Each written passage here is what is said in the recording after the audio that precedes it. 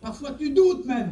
Et pourtant, petit chrétien, j'exagère, hein, petite chrétienne, si tu savais le potentiel qui est en toi, tu ressembles peut-être à une petite bougie qui est placée au milieu d'une pièce, il y a des courants d'air, elle bouge la flamme. Mais c'est la seule bougie qui a été placée pour éclairer ta famille, c'est toi. Ne baisse pas les bras. Ne baisse pas les bras. Et puis même si elle viendrait à s'éteindre, le Seigneur n'éteint pas le lumignon qui fume et qui brûle encore. Dieu est capable de ranimer la flamme, j'en suis convaincu ce matin. Dieu peut le faire et il va le faire. Vous comprenez? Il n'est-il pas écrit que toutes choses concourent ensemble au bien de ceux qui aiment Dieu? Tout ce qui t'arrive, tout, ça concourt ensemble à notre bien. Même si on est malade parfois. Même si on pleure parfois. Souvenez-vous de l'épreuve de Job. De quelle façon ils sont sortis. Je lisais une toute petite phrase ce matin sur le feuillet de calendrier de samedi. Je vais vous lire cette petite phrase. La bénédiction est parfois à la portée de l'obéissance et de la soumission à la volonté de Dieu. Dieu veut te bénir ce matin.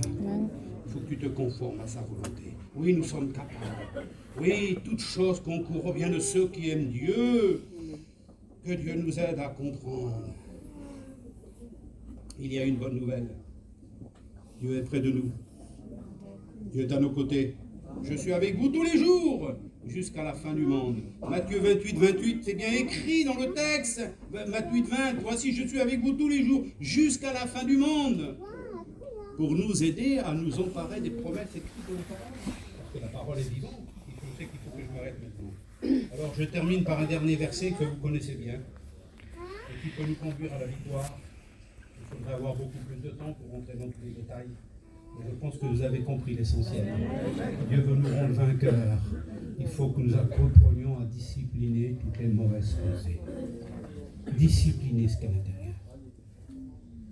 Les orienter, les canaliser. On ne peut pas empêcher notre esprit de penser.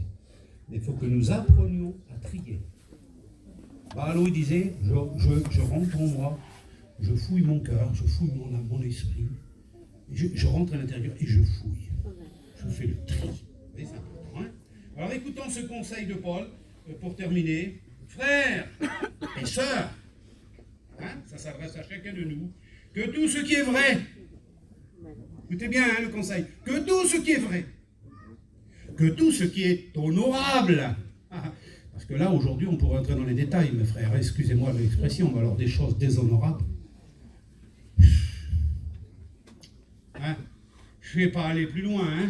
Que tout ce qui est vrai, mais que tout ce qui est honorable. Il y a des choses qui s'accomplissent et qui sont un déshonneur. Quand on est chrétien, on a de l'honneur. Et il y a des choses qui nous déshonorent.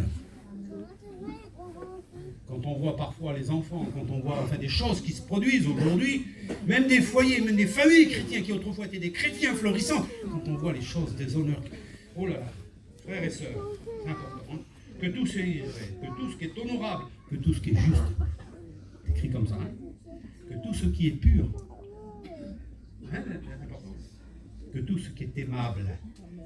Alors le mot aimable, c'est quelqu'un qui est gentil, qui est aimable. Mais on pourrait parler des choses qu'on peut aimer. Cette chose-là, elle est aimable. L'autre, non. Ah non, elle est haïssable. Moi, j'aime ce qui est honorable. Et je haïs ce qui est déshonorable. Vous comprenez? C'est tellement important. Tout ce qui est aimable. Tout ce qui mérite l'approbation, frères et sœurs, réellement. Est-ce que tout mérite l'approbation autour de nous?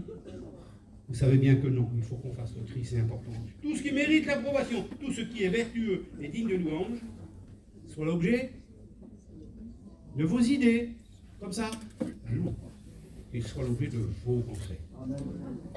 Ce qui veut dire qu'il y a une motivation. Alors là, on est en face, justement, d'un enseignement par rapport à la maîtrise de soi et savoir maîtriser ses pensées. Garder les bonnes et rejeter les mauvaises. Si seulement Pierre avait été capable de discerner les paroles de Jésus. Alors, vous voyez, vous vous souvenez de Pierre, hein? De quelle façon il a renié son maître après avoir été averti. Et lorsqu'il a dit à Jésus, Seigneur, je m'opposerai à tout, parce que c'est ça en définitif, à Dieu ne plaise, Seigneur. Je ne permettrai pas que quelqu'un mette la main sur toi. Et Jésus est obligé de dire à Pierre, Pierre, tu es animé des pensées contraires à la volonté de Dieu. C'est la chair qui te révèle ça. Et il va même dire arrière de moi Satan. Il va dire à Pierre. Et nous avons la capacité ce matin de dire au diable, tu fuis loin de moi. Tu n'as rien en moi. Tout appartient à Jésus. Ma vie appartient à Jésus. Je suis un incapable, mais Dieu me rend capable. Je suis indigne, mais Dieu m'a rendu digne. J'étais pécheur, mais Dieu m'a sauvé, il m'a purifié, il m'a lavé de tout péché. Et aujourd'hui, je suis plus que vainqueur par le précieux sang de Jésus-Christ. Vous l'avez bien compris ensemble, Seigneur. On ferme nos yeux, nous sommes devant Dieu. Examinons nos cœurs, nos pensées.